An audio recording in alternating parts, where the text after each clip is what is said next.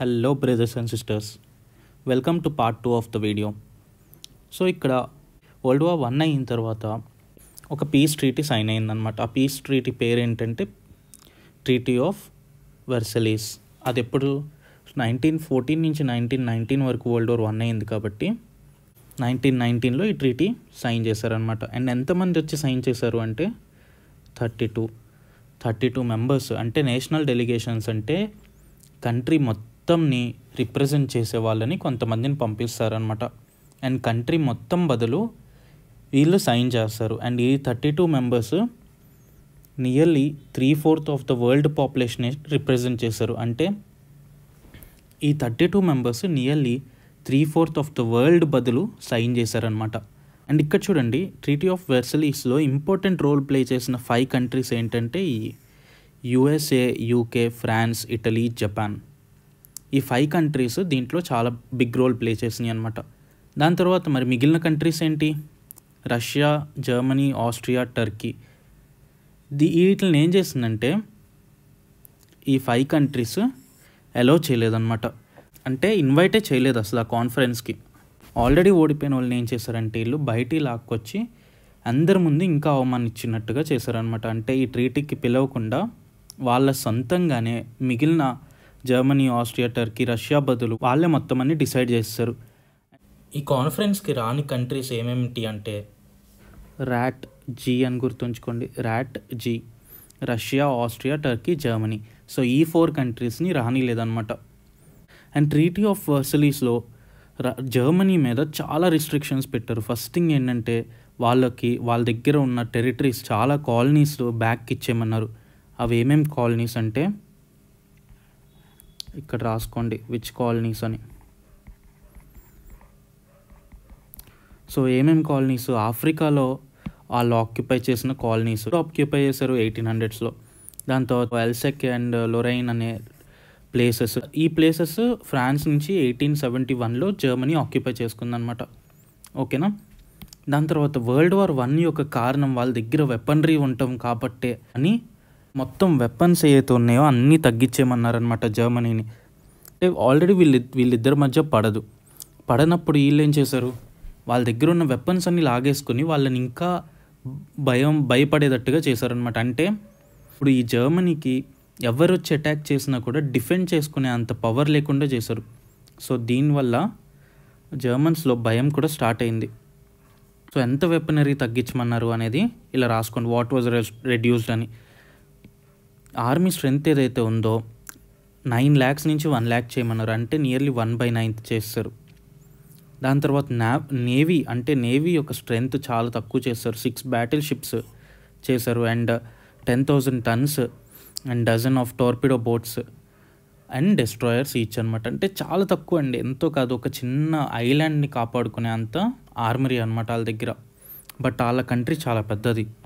చాలామంది treaty of వెర్సలీస్లో చేసిన చాలా పెద్ద తప్పులు అని కూడా అంటారు. అండ్ ఇది వరల్డ్ వార్ 2కి దారితీస్తుంది. ఎందుకంటే హిట్లర్ తన దేశాన్ని చాలా ఎక్కువగా ప్రేమించుకునేవాడు. అండ్ ఆ దేశాన్ని అందరి ముందు అవమానించారు.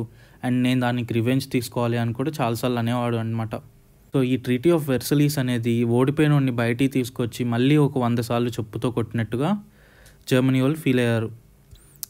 అండ్ ఈ ట్రీటీ ఆఫ్ వెర్సలీస్లో ఇంకో ఇంపార్టెంట్ థింగ్ ఏంటంటే లీగ్ ఆఫ్ నేషన్స్.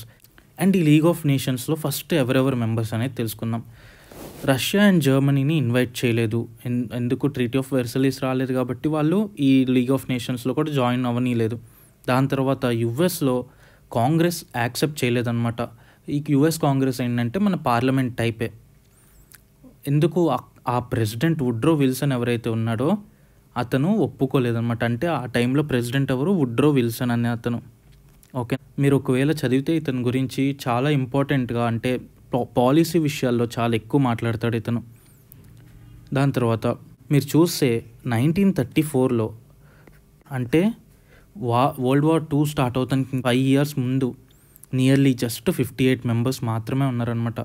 అసలు ఫస్ట్ ఇది ఎందుకు ఎస్టాబ్లిష్ చేశారంటే collective security and settle disputes between countries to arbitration and negotiation. అంటే కూర్చొని మాట్లాడుకున్నా అన్నాడు అనమాట. అంతే. ఎవరి కాళ్ళు వెపన్స్ తీసుకుని వార్ క్రియేట్ చేసి మిలియన్ ఆఫ్ పీపుల్ని చంపేసే బదులు అందరం కలిసి ఒక చోట కూర్చొని మాట్లాడదాం అండ్ ఎవరికి ఏం ప్రాబ్లం ఉంటే దాన్ని మాట్లాడుకొని సెటిల్ చేసుకుందాం అన్నారు. అంటే చిన్న సెటిల్మెంట్ టైప్ అనమాట ఇది. సో ఇక్కడ ఎయిమ్ అని పెట్టండి. మనకి తినటానికి ఉండటానికి ఉంటేనే కదా దాని తర్వాత ఏమైనా ఆలోచించేది. సేమ్ ఇలాగే లీగ్ ఆఫ్ నేషన్స్ క్రియేట్ చేసినప్పుడు పీస్ అయితే అటెండ్ అయింది కాబట్టి మనం labour welfare, international court of justice, అంటే సెటిల్మెంట్కి కూర్చోవాలనుకుంటే ఒక కోర్ట్ ఉండాలి కదా. So international court of justice ఇదేంటంటే 2 కంట్రీస్ మధ్య ఏమైనా గొడవ వస్తే ఇది సెటిల్ చేస్తుంది అనమాట. దాని తర్వాత హెల్త్ గురించి వీటి గురించి ఇంకా కొన్ని ఏజెన్సీస్ క్రియేట్ చేద్దామని లీగ్ ఆఫ్ నేషన్స్ అనుకున్నారు క్రియేట్ చేసినప్పుడు. దీని యొక్క ఫెయిల్యూర్ ఏంటంటే వరల్డ్ వార్ 2 మాత్రం ఆపలేకపోయింది. సో ఎందుకు ఆపలేకపోయింది? జర్మనీ వెంజ్ఫుల్ అయిపోయింది, అంటే వెంజన్స్ కోసం ట్రై చేసింది, అంటే దానికి పగలాగా క్రియేట్ చేసుకుందనమాట. ఎందుకు అనేది ఇక్కడ చూద్దాం. విక్టరీ అలైస్ ఏవైతే ఉన్నాయో అవి జర్మనీని పనిష్ చేద్దాం అనుకున్నాయి అండ్ చాలా కఠినమైన పనిష్మెంట్ ఇచ్చింది.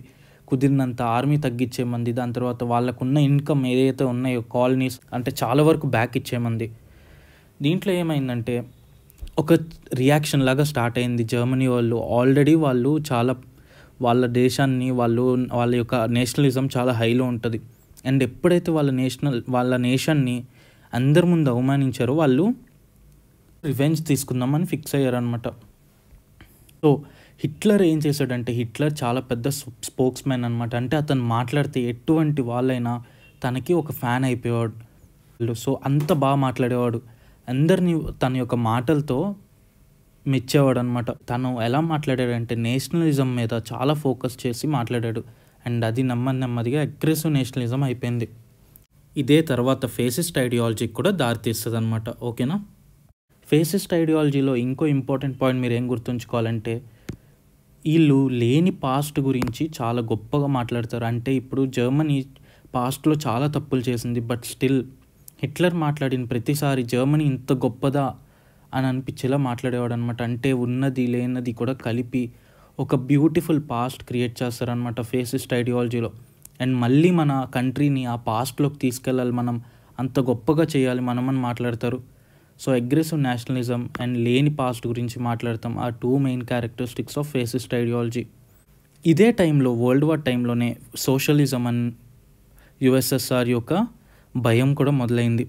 ఈ సోషలిజం అంటే ఏంటంటే మనకి మార్కెట్ అనేది ఉండదు, మార్కెట్ అనేది లేకుండా ప్రతిదీ గవర్నమెంటే చూసుకుంటుంది అనమాట. సో గవర్నమెంట్ ఏం చేస్తుందంటే మీకు హెల్త్ కావాలంటే హెల్త్ ఫ్రీగా ఇస్తుంది, దాని తర్వాత ఎడ్యుకేషన్ కావాలంటే ఎడ్యుకేషన్ ఫ్రీగా ఇస్తుంది, ప్రతిదీ గవర్నమెంటే చూసుకోవాలి. అండ్ గవర్నమెంట్కి డబ్బులు ఎక్కడి నుంచి వస్తాయంటే రిచ్ పీపుల్ నుంచి. సో ఎవరి దగ్గర అయితే డబ్బులు ఉంటాయో వాళ్ళ దగ్గర ఆ డబ్బులన్నీ తీసేసుకుని పూర్ పీపుల్కి పనిచేస్తారనమాట. సో మొత్తాన్ని ఈక్వల్ చేసేస్తారు. సో రిచ్ పూర్ అనే డివిజన్ లేకుండా చేస్తారు సోషలిజంలో. అండ్ దీని యొక్క మెయిన్ ప్లేయర్ ఎవరు అంటే గవర్నమెంట్ అనమాట. సో మొత్తం చేసేది గవర్నమెంట్. అండ్ దీని తర్వాత కమ్యూనలిజం గురించి కూడా మీరు అర్థం చేసుకోవాలి. కమ్యూనలిజంలో గవర్నమెంట్ అనేది కూడా ఉండదన్నమాట. ఇంకా కమ్యూనలిజంలో ఏంటంటే ఒక కమ్యూనిటీ లాగా ఫామ్ అవుతారు. సో మీ విలేజ్లో సపోజ్ మీరు డాక్టర్ అనుకోండి, మీ దగ్గరికి ఎవరు వచ్చినా కూడా మీరు ఫ్రీగా వైద్యం చేస్తారు. దాని తర్వాత మీకు అన్నం ఏదైనా కావాలి, మీరు ఫార్మర్ దగ్గరికి వెళ్తారు, బియ్యం తెచ్చుకుంటారు. దాని తర్వాత మీకు ఏది కావాలన్నా కూడా కమ్యూనిటీయే చూసుకుంటుంది. సో కమ్యూనలిజంలో రిచ్ పూర్ అనేది ఉండదు, ట్యాక్స్ అనేది ఉండదు, గవర్నమెంట్ అనేది ఉండదు, ఏమీ ఉండదు అనమాట. అసలు డబ్బు అనేదే ఉండదు. సో సోషలిజం తర్వాత అంటే ఫస్ట్ ఎప్పుడైతే గవర్నమెంట్ మొత్తం అందరికీ వాళ్ళకి కావాల్సింది ఈక్వాలిటీ తెచ్చేసిందో దాని తర్వాత గవర్నమెంట్ అనేది డిస్మిస్ అయిపోయిన తర్వాత దాన్నే కమ్యూనలిజం అంటాం. సో సోషలిజం అనేది ఒక స్టెప్, దాని తర్వాత నెక్స్ట్ స్టెప్ వచ్చేదే కమ్యూనలిజం. ఓకేనా? అండ్ ఈ కమ్యూనలిజం అండ్ సోషలిజం గురించి ఎవరు చెప్పారు అంటే కార్ల్ మార్క్స్ అనే ఆయన చెప్పారనమాట. అండ్ ఆ కార్ల్ మార్క్స్ అనే ఆయన దేంట్లో చెప్పారు అంటే కమ్యూనిస్ట్ మేనిఫెస్టో అనే దాంట్లో చెప్పారు. అండ్ అది ఎప్పుడు రాశారు కార్ల్ మార్క్స్ అంటే 1848లో రాశారనమాట. అండ్ కార్ల్ మార్క్స్ అనే ఆయన జర్మన్కి చెందిన ఆయన. ఈ రష్యా ఏదైతే ఉందో అది సోషలిజం అండ్ కమ్యూనలిజంకి చాలా పెద్ద ఫ్యాన్ లాగా అయిపోయింది. అండ్ రష్యా వాళ్ళు ఏం చేశారంటే 1917లో ఒక రెవల్యూషన్ క్రియేట్ చేశారు. దాని తర్వాత ఏమైందంటే రష్యాలో ఒక కమ్యూనిస్ట్ స్టేట్ అనేది ఫామ్ అయిందనమాట. ఎప్పుడైతే కమ్యూనిస్ట్ స్టేట్ ఫామ్ అయిందో రష్యాలో, అప్పుడు కమ్యూనిస్ట్ స్టేట్ ఏం చేసిందంటే ఫస్ట్ థింగ్ రష్యా యొక్క పార్టిసిపేషన్ ఎండ్ చేసేసింది. అంటే ఇంకా ఏ వార్లోనూ అది పార్టిసిపేట్ చేయదు అని చెప్పేసింది అనమాట. దాని తర్వాత ఆ కమ్యూనిస్ట్ స్టేట్ ఏదైతే ఉందో అది యూనియన్ ఆఫ్ సోవియట్ సోషలిస్ట్ స్టేట్స్గా 1924లో అయిందంటే చుట్టుపక్కల ఉన్న చాలా సోషలిస్ట్ స్టేట్లని ఒక యూనియన్ కింద క్రియేట్ చేసిందనమాట. ఓకేనా.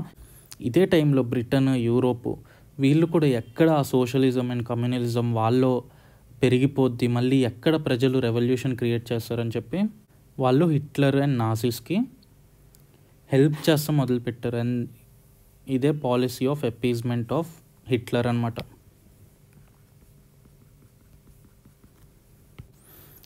హిట్లర్ ఇలా ఎందుకు చేశాడు? బ్రిటన్, ఫ్రాన్స్ నచ్చనప్పుడు వాళ్ళతో ఎందుకు ప్యాక్ట్ క్రియేట్ చేసుకున్నాడు, వాళ్ళతో ఎందుకు ఇలా చేశాడు అంటే ఫస్ట్ తిన దగ్గర అసలు పవర్ లేదు. సో శత్రువు మిత్రుడు అన్నట్టుగా ఏం చేశాడంటే రష్యాని శత్రువులాగా చూపించాడనమాట. చూపిస్తాం వల్ల బ్రిటన్, ఫ్రాన్స్ ఏం చేసిందంటే హిట్లర్కి హెల్ప్ చేసింది. దాని తర్వాత 1939లో అంటే వార్ స్టార్ట్ అయ్యే టైంకి రష్యాతో ఫ్రెండ్ అయిపోయాడు. అంటే నాన్ అగ్రెషన్ ప్యాక్ట్ రాశాడంటే ఏమేం జరిగినా కూడా నేను నీ మీద అటాక్ చేయను అన్నట్టుగా హిట్లర్ రష్యాతో అంటే యుఎస్ఎస్ఆర్తో ప్యాక్ట్ క్రియేట్ చేసుకున్నాడు. సో 1939లో ఏమైంది, వార్ స్టార్ట్ అయిన టైంలోనే. సో ఇలాగా ఏం చేశాడంటే మొత్తం యూరోప్ కంట్రీస్ మీద అటాక్ చేసుకుని స్టార్ట్ చేశాడు. అండ్ 1942 టైంకి రష్యా మీద కన్నుబడిందనమాట. అండ్ ఇదే టైంలో 1942 టైంలోనే జపాన్ ఏం చేసిందంటే జర్మనీ యొక్క ఫ్రెండ్ కాబట్టి యుఎస్ఏ మీద అటాక్ చేసింది. దాని తర్వాత సో ఇది మొత్తం పిక్చర్. అయితే ఈ వరల్డ్ వార్ వల్ల మనకి ఏ ప్రాబ్లమ్స్ వచ్చినాయి? ఫస్ట్ థింగ్ వచ్చేసి చాలామంది చనిపోయారు. అండ్ ఏంటి 20 to 25 మిలియన్ వరల్డ్ వార్ 2లో చనిపోయారు. And mostly men and mostly 40 years of age below ఉన్నోళ్ళు అనమాట. సో దీనివల్ల ప్రాబ్లం ఏంటి? Mostly men and mostly 40 years below అంటే దానివల్ల ఏంటి ప్రాబ్లం అంటే సో ఆ టైంలో మోస్ట్లీ వర్కింగ్ ఎవరంటే men and women non working అనమాట. ఒక మనిషి పనిచేసేది 50 to 60 years, లేకపోతే మ్యాక్సిమం 65-70 years అంతవరకే పనిచేయగలడు. సో అండ్ ఆ మనిషి మ్యాక్సిమం వర్క్ చేయగలిగింది 20 నుంచి 50 మధ్యలోనే. So most of the working people ఎవరైతే ఉన్నారో చనిపోయారనమాట. దీనివల్ల చాలా కంట్రీస్ యొక్క డెవలప్మెంట్ కూడా స్లో అయిపోయింది. దాని తర్వాత ఏమైందంటే ఈ వరల్డ్ వార్స్ తర్వాత ఇంకో వార్ ఏదైనా స్టార్ట్ అయితే మనం ఓడిపోకూడదు అన్న భయంతో ప్రతి కంట్రీ తన యొక్క వెపన్స్ క్రియేట్ చేసుకుంటాం స్టార్ట్ అయింది. అండ్ ఇప్పుడు కావాలనుకుంటే ఈ వరల్డ్ మొత్తం వితిన్ మినిట్స్లో కొలాప్స్ అయిపోవచ్చు అనమాట. అంత పవర్ఫుల్ వెపన్స్ ఉన్నాయి ప్రతి కంట్రీ దగ్గర. దాని తర్వాత సో అన్డెమోక్రటిక్ ప్రిన్సిపల్స్ ఏవైతే ఉన్నాయో అవి చాలా వరకు ఎండ్ అయిపోయినాయి అనమాట. అంటే డెమోక్రసీ స్టార్ట్ అయిందంటే మీ లీడర్ని మీరే ఎంచుకుంటారు. ఎండ్ అయిపోయిన ఎంపైర్స్ ఏంటి? ఇక్కడ స్టార్ పెట్టుకోండి, వాట్ ఎండెడ్ అని. ఓకేనా. సో ఏమేమి ఎండ్ అయినాయి? రష్యా, ఒట్టోమన్ ఎంపైర్ అంటే టర్కీలోదనమాట. దాని తర్వాత జర్మన్ ఎంపైర్, దాని తర్వాత ఆస్ట్రో హంగేరియన్ ఎంపైర్. ఓకేనా. దాని తర్వాత ఈ వరల్డ్ వార్ 2 తర్వాత చాలా కంట్రీస్కి ఇండిపెండెన్స్ కూడా వచ్చింది. ఇది ఆల్రెడీ మనం డిస్కస్ చేసాం. దాని తర్వాత change in power, change in balance of power అనమాట. అంటే ఏమైందంటే ఇప్పుడు ఇంతకుముందు ఎవరైతే పవర్ఫుల్ కంట్రీస్ ఉన్నారో వాటి యొక్క పవర్ చాలా వరకు కోల్పోయారు. అండ్ ఈ వరల్డ్ వార్ 2 తర్వాత యుఎస్ఏ అండ్ యుఎస్ఎస్ఆర్ వాటి యొక్క పవర్ ఇంక్రీజ్ అయిపోయిందనమాట. నెక్స్ట్ థింగ్ వచ్చేసి కొత్త ఇంటర్నేషనల్ ఆర్గనైజేషన్స్ అనేవి స్టార్ట్ అయినాయి. దాంట్లో important United Nations Organisation UNO అనేది స్టార్ట్ అయిందనమాట. ఇది దేనికోసం స్టార్ట్ అయిందంటే ఇదిగోండి ఇక్కడ ఏమని పెట్టుకోండి. ఇది చాలా ఇంపార్టెంట్. ఏంటంటే టు ప్రిజర్వ్ పీస్, అంటే పీస్ మెయింటైన్ చేస్తానికి. అప్హోల్డ్ హ్యూమన్ రైట్స్, అంటే ప్రతి మనిషికి తన యొక్క రైట్ ఉంటుంది. ఆ హ్యూమన్ రైట్స్ ఏవైతే ఉన్నాయో వైలేట్ అవ్వకుండా చూసుకుంటానికి. దాని తర్వాత ఇంటర్నేషనల్ లా అనేది రెస్పెక్ట్ చేసేటట్టు ప్రతి కంట్రీ చూసుకుంటానికి కూడా యుఎన్ఓ అనేది క్రియేట్ అయింది. దాని తర్వాత సోషల్ ప్రోగ్రెస్ అనేది ప్రమోట్ చేస్తానికి. అంటే సోషల్ ప్రోగ్రెస్ అంటే ప్రతి మనిషికి ఎడ్యుకేషన్, హెల్త్, ఇవన్నీ ఈ రెండింటిని సోషల్ ప్రోగ్రెస్ అంటాం.